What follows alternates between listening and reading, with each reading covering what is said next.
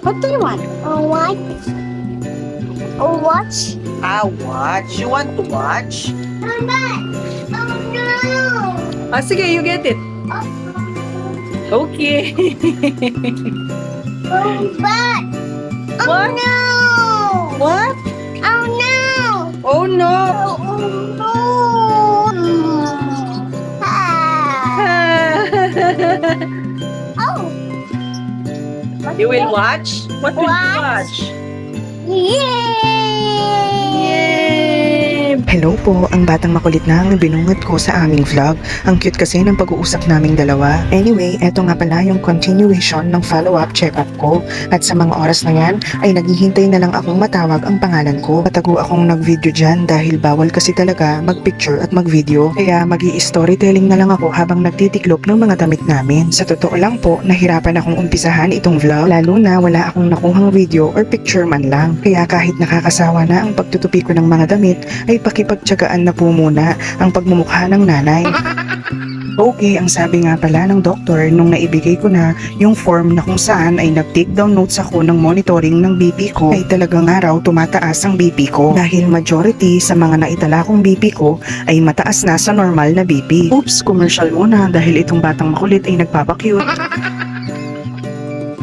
At going back sa storytelling, syempre marami pang tanong si Doc, pero to cut the story short, ay binigyan niya ako ng laboratory request na kung saan ay kukuhanan ako ng dugo para raw makita kung saan ang source ng pagtaas ng BP or ano ang nagtitrigger sa pagtaas ng BP ko. At eto nga pala yung laboratory request. Niresitahan din pala ako ni Doc ng losartan para sa hypertension. At napaghahalata na nga yatang nagkakaedad na. At eto naman ang list ng BP ko na pinamonitor ng doktor. Back to normal na ang BP ko nung nakainom na ako ng gamot. At eto naman yung araw na babalik ako ng hospital para sa laboratory at pakuhanan ng dugo. Nag-fasting nga pala ako ng 10 hours. Kailangan kasi walang laman ng tiyan o kinain at ininom na tubig. Ang last ko ng inom ng tubig ay 9 o'clock ng gabi. So 7 AM pwede na akong makuhanan ng dugo. Medyo na-excite ata ako at napaaga ang pagpunta ko. Kaya waiting pa ako dyan. Pero mabuti na nga rin at maaga ako dahil pinalipat pa ako ng kabilang building. At sa April 29 naman yung next follow-up check-up ko kay Doc.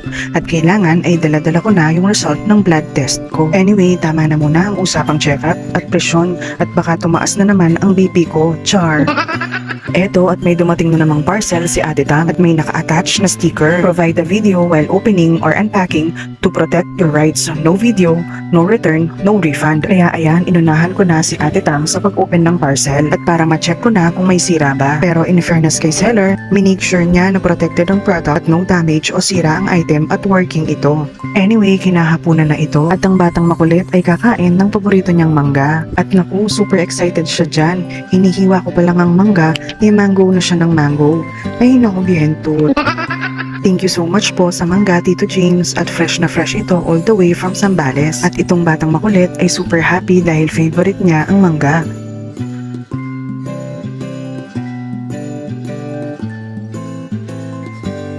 Smile mo daw sila. Smile.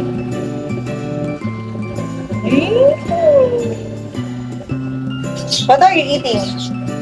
Mango. Lego. Oh, you say mango? Mine. Yes, it's yours. Yeah.